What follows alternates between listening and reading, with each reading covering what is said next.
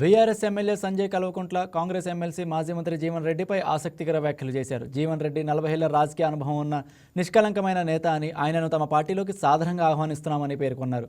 అధిష్టానం అనుమతిస్తేనే తాను స్వయంగా వెళ్లి ఆయనను పార్టీలోకి తీసుకొస్తానని, అవసరమైతే భుజాన మోస్తానని వ్యాఖ్యానించారు. గన్మెన్లు, ఆర్భటాలు లేకుండా సామాన్యంగా తిరిగే ఆయన వ్యక్తిత్వం అందరికీ ఆదర్శమని సంజయ్ కొనియాడారు.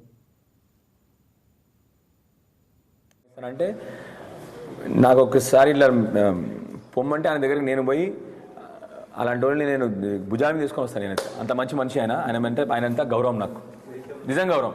ఎందుకంటే నేను సీరియస్ గౌరవం చెప్తాను, ఎమోషనల్ కూడా చెప్తాను ఆనెస్ట్గా. ఎందుకంటే నేను స్పైన్ సర్జన్ ఉన్న రోజు నాకు మంచి గుర్తుంది. ఇప్పుడు కూడా వాళ్ళ తమ్మునికి బ్రెయిన్ స్ట్రోక్ వచ్చింది. వారు వచ్చి ఆడ చైర్ వేసుకొని పక్కకు, నేను రోజు ఇలా నా ఓపీడీకి పోతుంటే హాస్పిటల్ ఎంట్రన్స్ నుంచి ఆ పక్కకు చైర్లు ఉంటాయి మా అందరికి. ఒక్కడే వెనక కూర్చొని ఇట్లా కూర్చొని ఉంటుండే రోజు.